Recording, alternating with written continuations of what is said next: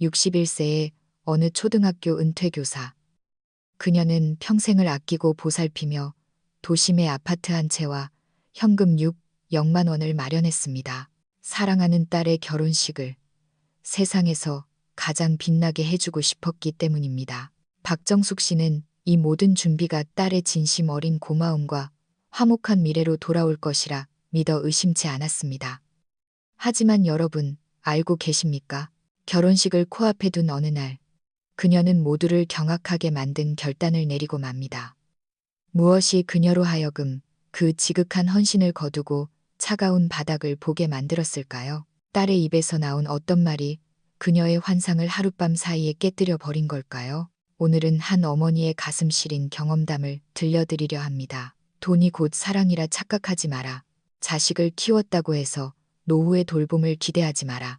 그녀가 자신의 삶을 통해 전하는 이 뼈아픈 경고는 어쩌면 우리 주변 혹은 바로 우리 자신이 마주하고 있을 숙제일지도 모릅니다. 지금부터 정숙 씨의 목소리로 이야기를 시작합니다. 제 이름은 박정숙. 올해 61입니다. 은퇴 전에는 초등학교에서 아이들을 가르쳤고 남편 김철수 씨는 저보다 3살 많은 64으로 평생 공직에 몸담았다가 지금은 퇴직한 상태입니다. 우리는 그저 남에게 패 끼치지 않고 담백하게 살아온 평범한 부부였습니다.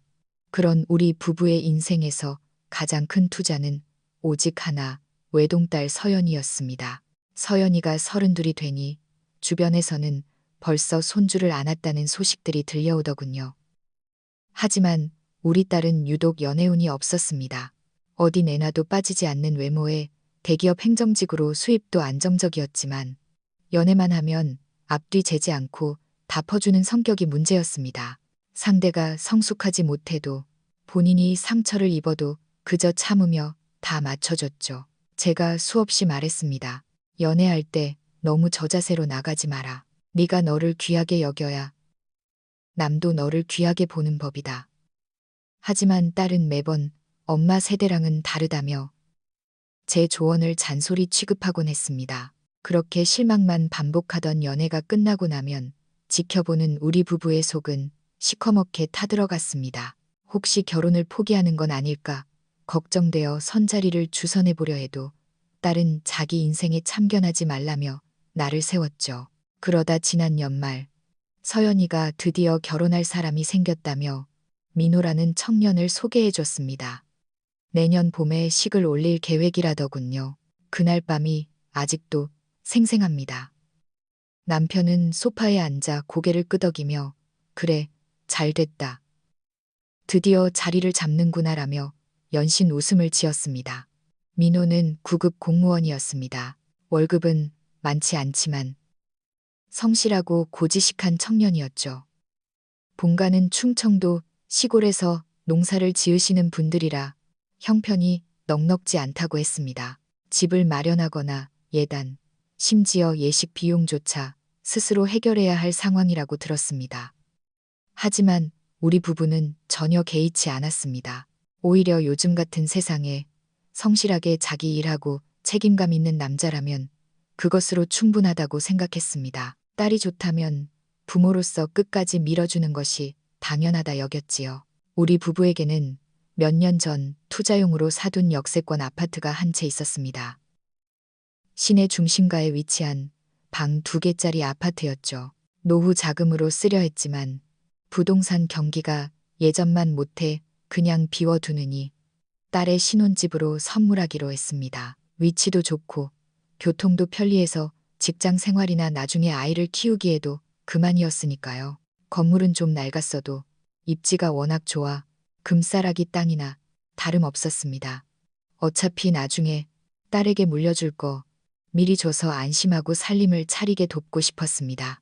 그뿐만 아니라 현금 6억만 원도 따로 준비했습니다. 남편은 외동딸인데 보낼 때 체면 좀 세워주자. 시댁에서 기죽지 않게 해줘야지라고 했고 저도 동의했습니다. 서연이는 우리가 아파트를 준다는 말에 입이 귀에 걸리더군요. 그러더니 슬쩍 이런 말을 합디다. 엄마, 어차피 저 살라고 주시는 거면 그냥 제 이름으로 등기해 주시면 안 돼요? 그게 민호 씨 앞에서도 더 당당할 것 같아서요. 그때만 해도 별 생각이 없었습니다. 어차피 걔 물건이 될 건데 미리 넘겨주면 기가 더 살겠지 싶어 그럼하고 약속했습니다. 인테리어가 끝나면 바로 명의 이전을 해주겠노라고요. 가장 품격 있는 결혼식을 치러주고 싶다는 마음뿐이었습니다. 하지만 그 품격을 위한 준비가 시작되자마자 제 마음에는 첫 번째 그림자가 드리우기 시작했습니다. 인테리어 공사가 시작되면서 우리 부부의 고난도 시작되었습니다. 조금이라도 비용을 아껴보겠다고 인테리어 업체에 맡기지 않고 저와 남편이 직접 발로 뛰었습니다. 이른 아침부터 버스를 타고 현장으로 달려가 수도, 타일, 페인트 색상, 욕실 수전 하나까지 직접 확인했습니다. 집수리라는 게 돈만 드는 게 아니라 몸을 갉아먹는 일이더군요. 원래 6억만 원 정도로 예상했던 견적은 자재값 인상으로 어느덧 1억 원을 넘겼습니다. 평생 모은 쌈짓돈을 거의 다 쏟아부었습니다. 저는 부정맥이 있고 남편은 고혈압이 있습니다. 먼지 날리는 공사장에서 온종일 서서 작업자들을 지켜보는 건 정말 고된 일이었습니다. 책임감 없는 인부들과 예산 문제로 다툴 때마다 가슴이 두근거리고 뒷목이 뻣뻣해졌습니다. 남편은 혈압이 올라 씩씩거리면서도 내가 없으면 날림 공사를 할 거다라며 고집을 피웠죠. 정작 가슴이 시렸던 건 정성을 다해 집을 꾸미는 우리와 달리 딸은 단 한 번도 현장에 와보지 않았다는 사실입니다. 서연아, 주말에 한번 와서 봐라. 싱크대 색깔은 마음에 드는지, 타일이 너무 올드하진 않은지 확인해야지. 제 말에 딸은 늘 이렇게 대답했습니다. 엄마, 나 평일에도 일하느라 너무 힘들어. 주말에는 집에서 넷플릭스나 보면서 쉬고 싶어. 어디 나가는 거 자체가 고역이야. 마치 우리가 하는 일이 본인에게 짐이라도 되는 듯한 말투였습니다. 가슴이 덜컥 내려앉았습니다. 우리가 살 집이 아니라 본인이 결혼해서 살 집인데 부모가 다약볕 아래서 고생하는 동안 손 하나 까딱 안 하려 하다니요. 우리가 돕는 게 아니라 우리가 딸의 인생을 대신 살아주고 있다는 기분이 들기 시작했습니다. 결국 남편이 쓰러졌습니다. 현장에서 돌아온 어느 날 밤 안색이 창백해지더니 머리가 깨질 듯이 아프다고 호소하더군요. 급히 응급실로 실려간 남편은 혈압이 위험 수치까지 올라 입원 치료를 받아야 했습니다. 저는 병원 수속을 밟으랴, 공사장 진척 상황을 확인하랴, 정신없이 뛰어다녔습니다. 집에 돌아오면 저녁을 차려 먹을 기력조차 없었죠. 이럴 때 딸이 좀 도와주길 바랐습니다. 아빠 병실에 도시락이라도 갖다 주거나 하루라도 공사장에 대신 가봐주기를요. 하지만 딸은 퇴근하자마자 소파에 드러누워 엄마, 나 진짜 너무 힘들어. 스트레스가 극심해. 퇴근하면 아무 생각도 하기 싫어. 라는 말만 되풀이했습니다. 미안함이라곤 찾아볼 수 없는 그 얼굴이 너무나 생경했습니다. 30이 넘은 성인이 아버지가 입원했는데도 마치 강 건너 불구경하듯 하는 그 모습. 어느 날 밤 녹초가 되어 돌아온 저는 신발도 벗지 못한 채 소파에서 과자를 먹으며 드라마를 보는 딸을 향해 한마디 했습니다. 서연아, 엄마가 오늘은 너무 힘들어서 저녁을 못했어. 국수 한 그릇만 좀 삶아줄래? 딸은 고개도 들지 않고 대답하더군요. 나도 힘들어. 국수 삶는 거 번거롭잖아. 그냥 배달시켜 먹어. 제가 스마트폰 배달 앱을 쓸 줄 몰라. 내가 좀 시켜줘라. 했더니 마지못해 휴대폰을 몇 번 두드리며 말하더군요. 족발 세트랑 음료수 시켰어. 4만 원 나왔으니까 이따 이체해줘.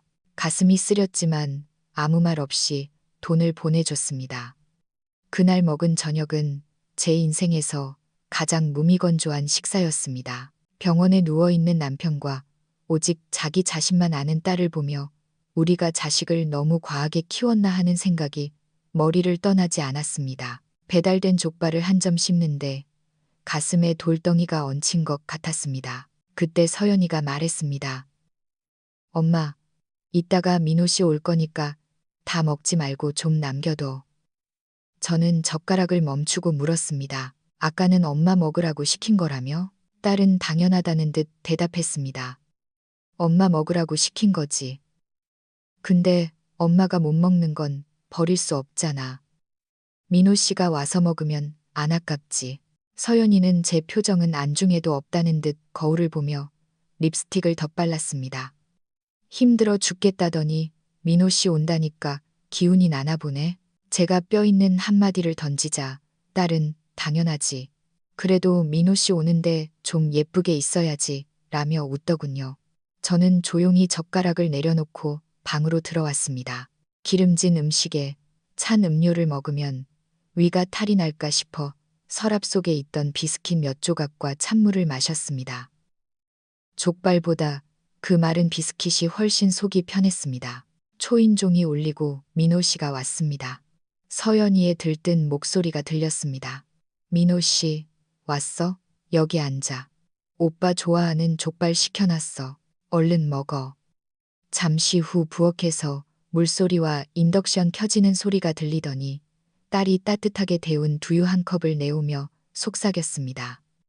오빠 위 안 좋잖아. 찬 음료 마시지 말고 이거 마셔. 딱 먹기 좋게 데웠어. 방 안에 앉아 그 다정한 목소리를 듣는데 갑자기 눈시울이 뜨거워졌습니다. 제 위가 안 좋은 건 누구보다 잘 알면서 저에게는 따뜻한 물 한 잔 권하지 않던 아이였습니다. 제가 돌아왔을 때 엄마 고생하셨어요 라는 말 한마디 없던 아이가 남자친구에게는 저토록 극진합니다. 32년을 키웠습니다.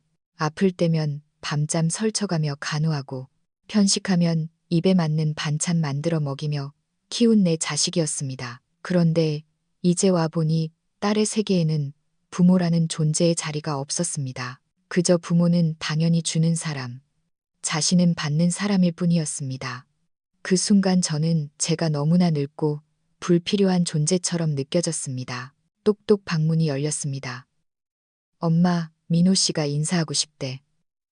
서연이의 목소리는 평소보다 훨씬 싹싹했습니다. 저는 눈물을 닦고 억지로 웃으며 나갔습니다. 민호 씨는 정중하게 인사하더군요.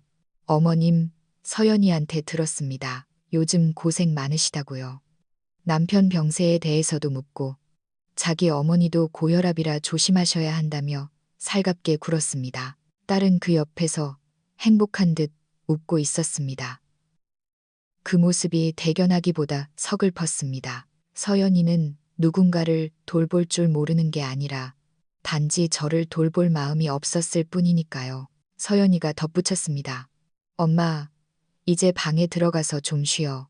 우리 얘기 좀 하게. 애교 섞인 말투였지만 명백한 축객령이었습니다. 저는 멍하니 서 있다가 방에 할 일이 좀 있어서라며 돌아섰습니다. 방문이 닫히는 순간 제 마음의 문도 닫혔습니다.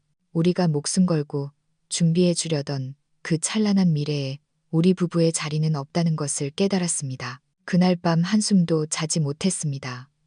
새벽 1시가 넘었을 무렵 병원에 있는 남편에게서 전화가 왔습니다. 아직 안 잤어? 당신 힘들어서 어쩌나 걱정돼서. 남편의 낮은 목소리에 코끝이 찡해졌습니다. 나야 괜찮지. 당신은 어때요? 남편이 한참을 망설이다 입을 뗐습니다. 정수가, 나 병실에 누워있으면서 생각을 많이 했어. 우리가 서연이를 너무 오냐오냐 키운 거 아닐까? 아빠가 병원에 있는데 한 번을 안아보네. 당신 혼자 공사장에서 고생하는 것 뻔히 알면서. 남편의 목소리가 떨리고 있었습니다. 진명에 이전해주고 6억만 원 주는 거. 나 다시 생각해보려 해. 돈 아까워서가 아니야. 이렇게 우리를 무시하는데 나중에 우리 기력 없으면 걔가 우리를 돌아나 보겠어. 저도 참았던 눈물을 터뜨렸습니다. 나도 오늘 너무 힘들었어. 걔한테 나는 집 지키는 사람, 그 이상도 이하도 아닌 것 같아. 우리는 밤새 대화를 나누었습니다. 결코 모녀 관계를 끊자는 게 아니었습니다. 다만 자신을 돌보지 않는 자식에게 모든 것을 쏟아붓고 빈손으로 늙어가는 어리석은 짓을 멈추기로 한 것입니다. 진명이는 절대 안 넘겨줄 거야. 그냥 살게만 해주고. 현금 6억만 원은 나중에 우리가 아플 때 쓸 노후 자금으로 남겨둡시다. 대신 상징적인 액수만 든 봉투를 줍시다. 남편의 단호한 결단에 저는 안도감을 느꼈습니다. 다음 날 아침, 저는 식탁에 앉아 통장과 서류들을 정리했습니다. 서연이가 부스스하게 일어났을 때 저는 평소처럼 아침을 차려주고 조용히 말을 꺼냈습니다. 서연아, 결혼 말인데 아빠랑 상의해봤어. 그 아파트 너희가 살게는 해주겠지만 명의는 옮기지 않기로 했다. 그리고 현금 0만 원도 취소야. 그냥 작은 봉투 하나만 준비할게. 딸의 얼굴이 순식간에 굳었습니다. 뭐라고요? 이미 약속하셨잖아요. 민호 씨네 부모님도 저 복 많다고 다 아시는데 이제 와서 이러시면 저보고 어떡하라고요? 저는 차분하게 대답했습니다. 우리가 진명의까지 넘겨주면서 노후를 불안하게 보낼 순 없더구나. 아빠가 병원에 있는 동안 네가 보여준 태도를 보고 깨달았어. 부모의 희생을 넌 당연하게만 여기고 있잖니. 서연이는 소리를 지르며 방으로 들어갔고 문이 부서져라 닫혔습니다. 그 뒤로 몇 주간 집안에는 찬바람이 불었지만 저는 흔들리지 않았습니다. 남편이 퇴원한 후 우리는 변호사를 찾아가 유언 대용 신탁과 연명 의료 의향서를 작성했습니다. 우리가 아플 때 자식에게 짐이 되지 않으면서도 우리의 자산을 우리 마음대로 쓸 수 있는 안전장치를 마련한 것이죠. 스마트폰에 배달 앱과 택시 호출 앱도 깔았습니다. 누군가에게 의지하지 않고 스스로 사는 법을 익히기 시작했습니다. 결혼식은 예정대로 치러졌습니다. 비록 딸의 표정이 예전 같지는 않았지만 저는 이제 서운하지 않습니다. 저는 딸의 보호자가 아닌 제 인생의 주인공으로 돌아왔으니까요. 공원에서 남편과 산책하며 따뜻한 손을 맞잡을 때 저는 비로소 진정한 평온을 느낍니다. 우리는 자식을 제어할 수는 없지만 우리 자신의 안녕은 스스로 결정할 수 있습니다. 이 이야기가 여러분에게 어떤 울림을 주었나요? 자식을 위해 모든 것을 내주는 것이 진정한 사랑일까요? 아니면 마지막 보루를 지키는 것이 지혜일까요? 여러분이라면 정숙 씨의 상황에서 어떤 선택을 하셨을지 댓글로 나눠주세요. 여러분의 소중한 경험과 생각을 기다리겠습니다. 오늘도 여러분의 인생이 더 맑고 명쾌해지기를 바랍니다. 제가 더 도와드릴 일이 있을까요? 이 이야기를 바탕으로 더 심도 있는 노후 준비 체크리스트를 만들어 드릴까요? 아니면 다른 주제의 이야기를 준비해 드릴까요?